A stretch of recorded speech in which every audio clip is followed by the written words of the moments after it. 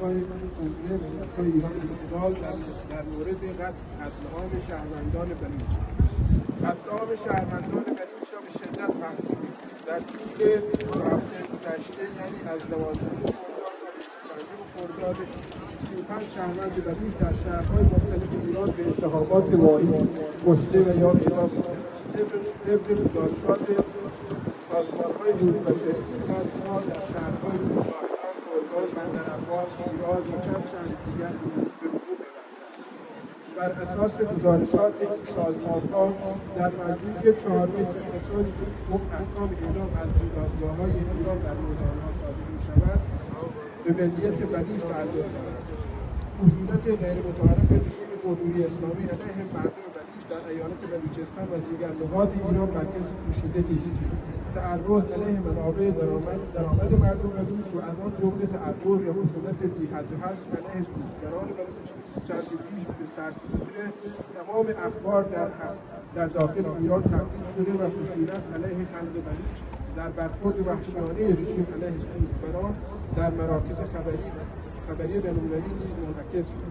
صدور احکام اعدام جدا از ضد بشری بودن این مجازات و بدون گذراندن مراحل قانونی بدون حضور وکیل متهمین و یا هیئت منصفه و در ضدیت با قوانین بین‌المللی خود نشان از جنایت آگاهانه و قتل عام شهروندان بلوچ به صورت فعلی در ایران است.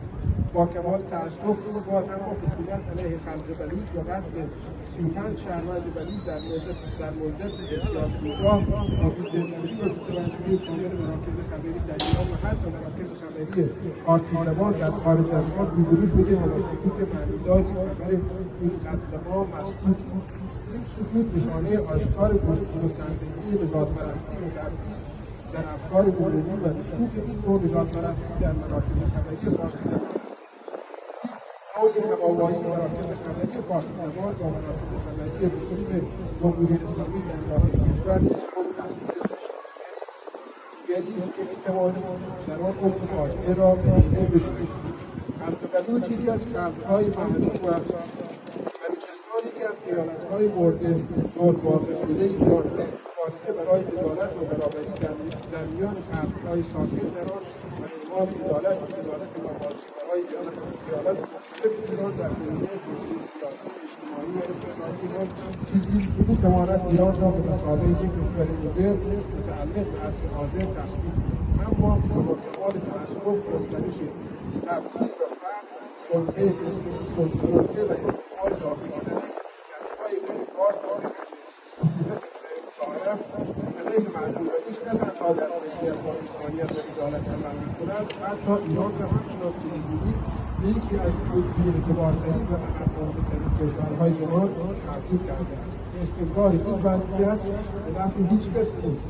کنگره ملت‌های ایران فدرال تمام‌قد در کنار مردم بلوچ ایستد و در مبارزه علیه خشونت بی‌حدحصر علیه این خلق مبارزه کنگره در راستای همبستگی همگی در ایران را برای پایان دادن نامه را به نام خشونت، فقر و نادانی در ایران از هیچ تلاشی انتظار نمی‌کند. همبستگی همگی خود را با کنگره ملت‌های ایران مهربانی شما جای ایرج افغانی ها که باید زرجانی هم نشان داد در مورد اعدامیانی که رژیم جمهوری اسلامی ها انجام داد.